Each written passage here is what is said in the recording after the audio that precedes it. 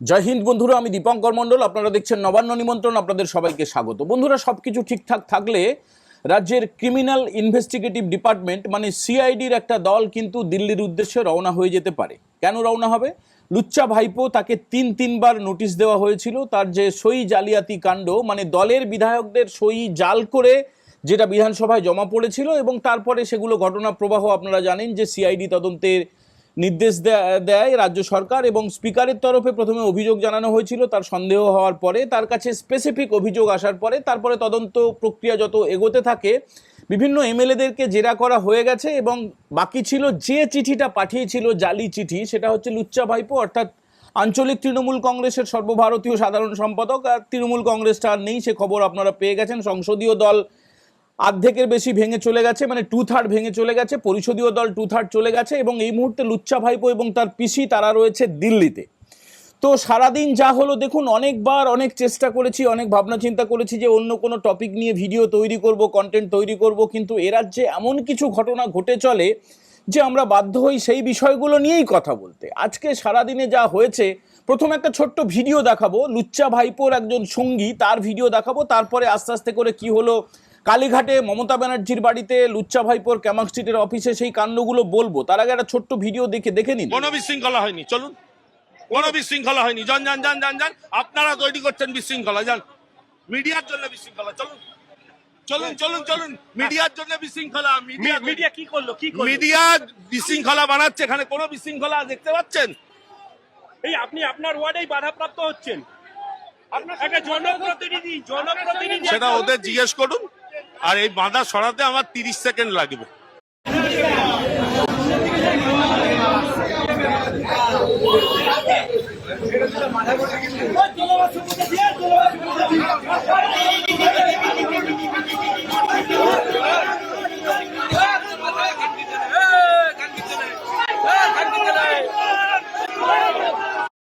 দেখুন, ল যুক্ত, খ যুক্ত, ব যুক্ত যেসব গালাগালিগুলো শুনতে হচ্ছে, আর যার উপরে পচা ডিম, গোবর, টমেটো এইসব পড়ছে, এটা তো প্রবহমান ধরে চলছে। মানে তোলামূলের যে চোরকে অ্যারেস্ট করছে পুলিশ, তাদেরকে সব পচা ডিম দিয়ে স্বাগত জানানো হচ্ছে।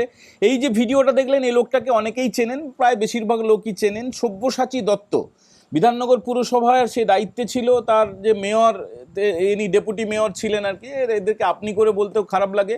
অল্প কিছুদিনের জন্য বিজেপিতেও এসেছিল, তারপরে আবার সেই চোরেদের রানীর দলে লুচ্চা ভাইপোর কাছে ফিরে গিয়েছিল। তো এর বিরুদ্ধে যেটা অভিযোগ, যে প্রচুর তোলাবাজি করতো, কোটি কোটি টাকা তোলাবাজি করেছে, এবং তোলাবাজদের পুলিশ তো অ্যারেস্ট করতে শুরু করেছে। আর এই লোকটার একটা বক্তব্য একটু মন দিয়ে শুনেছেন নাকি? তার 30 সেকেন্ড সময় লাগবে ওই বিক্ষোভটাকে সরিয়ে দিতে। 30 সেকেন্ড। পাবলিক কিন্তু বুঝিয়ে দিল 30 সেকেন্ডে কি হয়, মানে এদের অবস্থা। তবে বন্ধুরা, বেশ কিছু ভিডিও আমাদের কাছে আসছে, সোশ্যাল মিডিয়াতেও দেখছি, কোনো জায়গায় হয়তো একটুখানি কম হলে ভালো হতো বলে আমাদের মনে হয়েছে। কোথাও একজন মহিলার ছবি দেখলাম, কৃষ্ণনগরের, তিনি পেশায় শিক্ষিকা, তিনি কাঁদো কাঁদো স্বরে বলছেন যে আমি বিষয়টাতে জড়িত নই, এখন সেটা পুলিশ তদন্ত করে দেখবে। আমরা বাইরে থেকে ভিডিও দেখে তো কিছু বলতে পারবো না যে সে দোষী না দোষী নয়, তবে স্থানীয়রা তাকে এই এই এই সব ট্রিটমেন্টই করেছে আর কি। সেটা দেখে আমার কিঞ্চিত খারাপই লেগেছে। তবে আপনারা অনেকেই বলবেন যে হ্যাঁ, যদি ভাই বিজেপি হেরে যেত তখন এই খারাপ লাগা ভালো লাগার প্রশ্ন ছিল না, কতজনের যে প্রাণহানি হতো, কতজন যে মার খেত, কতজন যে ঘর ছাড়া হতো। এটা তো 100% সত্যি কথা। যদি 4 তারিখে না বিজেপি জিততো, যদি তোলামূল জিতে যেত, তাহলে যে এই রাজ্যটার অনেকটা অংশ শ্মশান হয়ে যেত, এ রাজ্যের বেশ কিছুটা অংশ দখল হয়ে যেত, আসলে রাজ্যের নামই হয়তো পরিবর্তন হয়ে যেত, নতুন কোনো রাজ্য বা নতুন কোনো দেশ হয়ে যেত। জামাতদের সঙ্গে বন্ধুত্ব তো রয়েছে, তো যার সঙ্গে সবচেয়ে বেশি জামাতদের বন্ধুত্ব রয়েছে সেই মমতা ব্যানার্জি, তার বাড়িতে, মানে দক্ষিণ কলকাতার কালীঘাটের 30B হরিশ চ্যাটার্জি স্ট্রিটে, সেখানে আজকে সিআইডির একটা বিশাল টিম গিয়েছিল। বিশাল টিম যাওয়ার পরে সঙ্গে সঙ্গে তো খবর চলে যায় দিল্লিতে। মানে এই জন্যই বললাম, মানে কি কারণে ভাবতে পারবেন না। যেটা পিসির যাত্রাপালা, এবং কেন সিআইডি যাচ্ছে সেটা তো বলবো। তো পিসি যেটা যাত্রাপালা করেন, তিনি একটা নাটুকেপনায় সবসময় বিশ্বাস করেন। তিনি করলেন কি, তার শুভাশিস চক্রবর্তী বলে রাজ্যসভার একজন সাংসদ ছিল, এবং এইবারে মানে 2026-এর বিধানসভা নির্বাচনেও প্রতিদ্বন্দ্বিতা করে হেরেছে এই শুভাশিস চক্রবর্তী। তো তাকে দিয়ে পিসি তার ইনস্ট্রাকশনটা দিয়ে দিল। তারপরে সে এসে বলল যে আমি প্রবেশ করতে দেব না, আমি প্রবেশ করার অনুমতি দিতে পারি না। সিআইডির তরফে তখন জিজ্ঞেস করা হলো, ও বলল যে আমি অ্যালাউ করব না।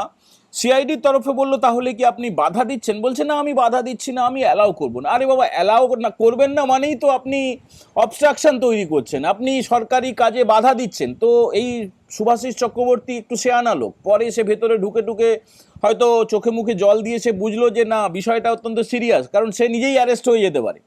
কিন্তু সেখানে প্রায় ঘন্টাখানেক ধরে সিআইডির যারা অফিসার, সিআইডির যারা কর্মী, তারা সব ক্রিমিনাল ইনভেস্টিগেশন ডিপার্টমেন্টের কর্মীরা তারা রাস্তায় দাঁড়িয়ে থাকলেন, মানে হরিশ চ্যাটার্জি স্ট্রিটে ওই কেসটাতে মানে কোনটা, ওই যে সই জালিয়াতি কাণ্ডে অ্যাড্রেস দেওয়া হয়েছিল 30B হরিশ চ্যাটার্জি স্ট্রিটেই নাকি রেজলিউশন করা হয়েছে। এই কারণে সেখানকার পার্টি অফিসে তারা পরিদর্শন করতে এসেছিলেন এবং সেখান থেকে রেজলিউশনের খাতা পাওয়া যায় কিনা সেটা তারা দেখতে এসেছিলেন।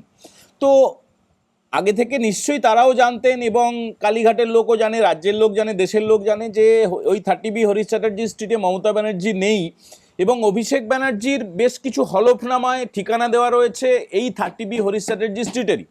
সেখানে বাধাপ্রাপ্ত হওয়ার পরে কিছুক্ষণ পরে চোর কুনাল পৌঁছে গেল, তারপরে মাতাল কল্যাণ পৌঁছে গেল। মানে ভাবতে পারেন, মাতাল কল্যাণ গিয়ে সেখানে তো বাপ্পান্ত করলো মুখ্যমন্ত্রীর। এরা করে থাকে, মানে তোলামূলের লোকেরা তারা এখনো পর্যন্ত মনে করছে যে তারাই বোধহয় ক্ষমতায় রয়েছে।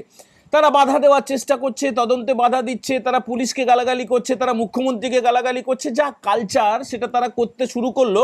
কিন্তু সিআইডি তো সিআইডির কাজ করবে। সিআইডির যারা অফিসাররা তারা ওই 30B হরিশ চ্যাটার্জি স্ট্রিটের যে তৃণমূলের পার্টি অফিস, তোলামূলের চোরামূলের পার্টি অফিস, সেখানে তারা গিয়ে তাদের প্রয়োজনীয় নথি তারা সংগ্রহ করেছেন। আর একটা টিম চলে গিয়েছিল ক্যামাক স্ট্রিটে লুচ্চা ভাইপোর অফিসে। সেই অফিসেও কিন্তু নাটক করা হয়েছিল, নকশ করা হয়েছিল। সেখানে কর্মীরা থাকা সত্ত্বেও তাদের মধ্যেও এখনো পর্যন্ত ধারণা রয়েছে যে তারাই হয়তো ক্ষমতায় রয়েছে, ক্ষমতার বদল হয়নি। লুচ্চা ভাইপোই যুবরাজ বা তাদের যে প্রিন্স বা তাদের যে সেনাপতি বা তাদের যে বিরাট সব কিছু, তাদের একদম জগদীশ্বর আর কি তোলামূলের চোরামূলেদের কাছে। তো তারা এখনো জানে যে তাদের যে বাবা বলতে পারেন, তাদের যে ঈশ্বর, তাদের মানে তাদের কাছে এরা সব এই তোলামূলের কাছে আর কি, বেশিরভাগ লোকেদের কাছে, লালচুল কানে দুল বিশেষ করে, তাদের কাছে এই যে লুচ্চা ভাইপো সেই হচ্ছে নেতা। তো সে নেই, তাকে অন্য কাউকে ঢুকতে দেবো না, পুলিশকে ঢুকতে দেবো না। সেখানে বেশ কিছু ভেতরে ঢুকে একটুখানি ওই হয়েছে, মানে একটু ট্রিটমেন্ট করা হয়েছে যারা ঢুকতে দিচ্ছিল না। তো সেখান থেকেও বেশ কিছু নথি উদ্ধার হয়েছে। এবারে আসবো আসল পয়েন্টে, যে আজকে সিআইডির টিমের যাওয়ার সম্ভাবনা কেন তৈরি হলো।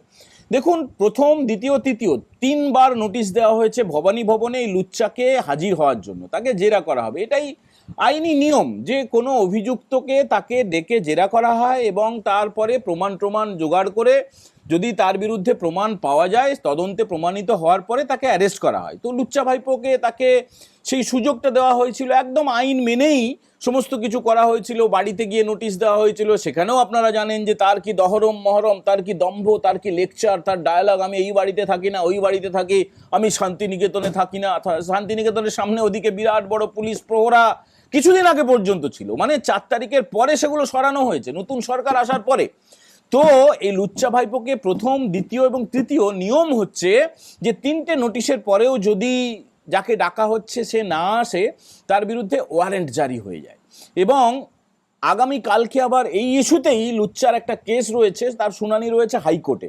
তার মাঝে এই রাত্রির গ্যাপটা পাওয়া যাচ্ছে, যেটা এখন পুলিশ মহলে চর্চা চলছে যে একটা টিমকে দিল্লিতে রওনা করিয়ে দেওয়া হবে এবং আজকে রাতের মধ্যেই এই যে হাতে হাত করা, বুঝলেন তো, মানে এতদিন ধরে যা অপেক্ষা করছেন, এটা কিন্তু পুরোটা আলোচনা স্তরে, এটা আইনগত দিকগুলো খতিয়ে দেখা চলছে। আবার ভাইপো না আবার সুপ্রিম কোর্টে চলে যায়, হাইকোর্টে কালকে শুনানি রয়েছে, সব মিলিয়ে একটা সম্ভাবনা তৈরি হয়েছে আজকেই সিআইডির একটা টিম দিল্লি যাবে এবং দিল্লিতে গিয়ে ভাইপোর হাতে হাতকড়া পরিয়ে তাকে ট্রানজিট রিমান্ডে পশ্চিমবঙ্গে আনা হবে বা কলকাতায় আনা হবে, এরকম একটা চর্চা শুরু হয়েছে। তো এসবের মধ্যে একটা ফিল গুড খবর, মানে দেখুন একটা খবরের মধ্যে আরেকটু চলে আসে, মানে যেহেতু এ রাজ্যেরই খবর নিয়ে কথা বলছি, একটা ভালো খবরও আপনাদের দেওয়া উচিত, কারণ এটা রিলেটেড খবর। এই যে জেহাদিদের যে রানী বা আমাদের যিনি দুর্নীতির রানী, রানী মৌমাছি, যিনি একসময় জেহাদিদেরকে সন্তুষ্ট করার কাজ করতেন, একদম শুরুতে যে ভিডিওটা দেখালাম, তার যে বাহিনীর একজন চাকর যে বলছে 30 সেকেন্ডে আমি সব কিছু থামিয়ে দিতে পারি, তার যে রানী, তার যে মালিক, সেও তো বলেছিল 1 সেকেন্ড না 2 সেকেন্ডে নাকি একটা কমিউনিটি যদি রেগে যায়, ঘিরে ফেলে, মূলত তাদেরকে ভোট ব্যাংক হিসেবেই ব্যবহার করাই হচ্ছে এই যে মহারানী বা চোরেদের রানী, তার একমাত্র টার্গেট। তিনি আরেকটা চেষ্টাও করেছিলেন, তিনি বিভিন্ন জায়গায় সরকারি টাকায় মন্দির করেছিলেন এবং সেখানে একটা অপবিত্র শব্দ ব্যবহার করেছিলেন। দেখুন, আমাদের তো 4টে ধাম রয়েছে। যারা সনাতন হিন্দু ধর্মে বিশ্বাস করেন তারা জানেন যে বদ্রীনাথ, রামেশ্বরম, দ্বারকা এবং শ্রীক্ষেত্র পুরী, এই 4টে জায়গা হচ্ছে একদম আদি শঙ্করাচার্যের সময় থেকে এই 4টে ধামকে 4 ধাম বলা হয়, মানে পবিত্র 4 ধাম সনাতন ধর্মে যারা বিশ্বাস করেন তাদের কাছে, আমাদের কাছে। তো এই যে যিনি জেহাদিদের রানী, তিনি করলেন কি, দীঘায় একটা মন্দির তৈরি করলেন। ভালো কথা, মন্দির যে কেউ তৈরি করতে পারে, কিন্তু সরকারি টাকায় মন্দির তৈরি করা যায় না। একটা কালচারাল সেন্টারের নাম দেওয়া হলো, হিডকোর পয়সায়, মানে হিডকোর খাত থেকে তার দায়িত্বে মন্দির তৈরি করা হলো এবং সেটা আনুষ্ঠানিকভাবে ঘোষণা করা হলো দীঘা ধাম। এটা নিয়ে একদম প্রায় বছরখানেক আগে আমি এই ভিডিওটা তৈরি করেছিলাম যে এই অপবিত্র শব্দটা আপনারা কেউ বলবেন না। আমাদের যে 4টে ধাম রয়েছে, বদ্রীনাথ, রামেশ্বরম, দ্বারকা এবং শ্রীক্ষেত্র পুরী, এর বাইরে কোনো জায়গা ধাম হতে পারে না। তো এই দীঘাকে ধাম বলা আমাদের নিজেদেরকে অপমানিত করা, এই সনাতন হিন্দু ধর্মকে অপমান করা। যারা অপমান করে তাদেরকে করতে দিন, তারা তাদের শাস্তি নিশ্চয়ই পাবে। দর্শক বন্ধুরা, আপনারা খুঁজে দেখবেন, আমার খুব পুরনো, বছরখানেক আগে এটা নিয়ে একদম ডিটেল ভিডিও করেছিলাম। তো সেই বিষয়ে আজকে রাজ্য সরকার সিদ্ধান্ত নিয়েছে যে ধাম শব্দটা কেটে দেওয়া হবে। আজকে উড়িষ্যার মুখ্যমন্ত্রী মোহন মাঝি তার একটা বার্তা নিয়ে আজকে সম্বিত পাত্র, যিনি পুরীর সাংসদ, তিনি আজকে এসেছিলেন নবান্নে। 14 তলায় মুখ্যমন্ত্রী শুভেন্দু অধিকারীর সঙ্গে তার একটা বৈঠক হয় এবং তারপরে শুভেন্দু বাবু পাশে মুখ্য সচিব মনোজ আগরওয়াল এবং সম্বিত পাত্র দুজনেকে বসিয়ে তিনি যেটা সংবাদ মাধ্যমকে জানিয়েছেন যে আজকের পর থেকে দীঘায় যে ধাম শব্দটা যোগ করা হয়েছে, যেটা অত্যন্ত কুরুচিকর, অপবিত্র এবং বেআইনি, যেটা আদি শঙ্করাচার্যের সময় থেকে পুরী ধামকে আমরা ধাম বলে জানি, বদ্রীনাথ ধামকে ধাম বলে জানি, রামেশ্বরম ধামকে ধাম বলে জানি, দ্বারকা ধামকে ধাম বলে জানি, সেটা দীঘা কখনো ধাম হতে পারে না। তো এই ধাম শব্দটা কেটে দেওয়া হচ্ছে। এর ফলে আমি এখনো পর্যন্ত ওই মন্দিরে যাইনি, মানে তার আগে খবরের কারণে সেখানে গিয়েছি, তার আগে যখন প্রি ভিজিট হয়েছিল ইত্যাদি ইত্যাদি। কিন্তু যেদিন ওখানে পুজো পাঠ করা হলো, ওই অপবিত্র শব্দটা লাগিয়ে দেওয়া হলো দীঘা ধাম, তারপর থেকে আজ পর্যন্ত আমি কোনোদিনও যাইনি। এবার ধাম শব্দটা সরে যাবে এবং সম্ভবত যেভাবে শ্রীক্ষেত্র পুরীতে শুধুমাত্র হিন্দু সনাতনীদেরই প্রবেশাধিকার রয়েছে, দীঘার ক্ষেত্রেও সম্ভবত রাজ্য সরকার সেই সিদ্ধান্তটা নিতে চলেছে। সম্ভবত বললাম এই কারণে, কারণ এখনো পর্যন্ত নোটিফিকেশন হয়নি। আপনারা জানেন যে পুরীতে একমাত্র শুধুমাত্র হিন্দুদেরই প্রবেশাধিকার রয়েছে। মূল গেটে পরিষ্কার করে লেখা রয়েছে হিন্দু ব্যতীত অন্য কোনো ধর্মের, অন্য কোনো সম্প্রদায়ের মানুষের প্রবেশ নিষেধ। এইটাই হতে চলেছে দীঘাতেও। তবে এখনো পর্যন্ত রাজ্য সরকার বা তথ্য সংস্কৃতি দপ্তর বা কোনো কারো তরফে, হিডকোর তরফে কোনো ঘোষণা করা হয়নি। ঘোষণা করা হলে আমরা ফাইনালি কথাটা বলতে পারবো। এটা নিয়ে ভাবনা চিন্তা চলছে। বন্ধুরা, পুরীর মন্দিরের আদলে এই মন্দিরটা তৈরি করা হয়েছিল। ভগবান শ্রী জগন্নাথের, মহাপ্রভু শ্রী জগন্নাথের মূর্তি যেমন রয়েছে, ভগবান বলরামের, ভগবান সুভদ্রার, তাদেরও, দেবী সুভদ্রা, তাদেরও মূর্তি রয়েছে এবং সেখানে পুজো পাঠ করা হয়। সেটা ইসকনের তরফে দায়িত্ব রয়েছে এবং সেখানে যাতে আরও পবিত্রতার সঙ্গে পুজো পাঠটাকেই প্রধান বলে ধরা হয়, সেই নির্দেশ দেওয়া হয়েছে আজকে মুখ্যমন্ত্রীর তরফে। মুখ্যমন্ত্রী শুভেন্দু অধিকারী তিনি আজকে এই নির্দেশটা দিয়ে দিয়েছেন ইতিমধ্যে। বন্ধুরা, আজকের এই এপিসোড কেমন লাগলো? মানে একদিকে আপনাদের এই খালার যাত্রাপালা, অভিষেক ব্যানার্জিকে ধরার জন্য সিআইডির একটা টিমের সম্ভাবনা তৈরি হয়েছে দিল্লিতে উড়ে গিয়ে তাকে অ্যারেস্ট করার, আর 30 সেকেন্ডে আমি থামিয়ে দিতে পারি, তারপরে 30 সেকেন্ডে যেভাবে ডিম খেতে হলো, যেভাবে গোবর খেতে হলো, আর যেভাবে ল ব খ দিয়ে গালাগালি শুনতে হচ্ছে এই সব্যসাচী দত্তকে, এবং সর্বোপরি রাজ্যের যে আমাদের মহাপ্রভু শ্রী জগন্নাথের মন্দির রাজ্য সরকার করেছিল, সেইখানে ধাম শব্দটা তুলে দিয়ে রাজ্য সরকার কতটা ভালো করেছে এবং আপনারা এটাকে কিভাবে দেখছেন অবশ্যই কমেন্ট করে জানাবেন। যারা প্রথমবার দেখছেন তারা নবান্ন নিমন্ত্রণ চ্যানেলটা সাবস্ক্রাইব করে বেল বাটনে প্রেস করতে ভুলবেন না। সবাই ভালো থাকবেন। এখনকার মতো এই এপিসোড আমরা এখানে ইতি করছি। জয় হিন্দ, বন্দে মাতারাম।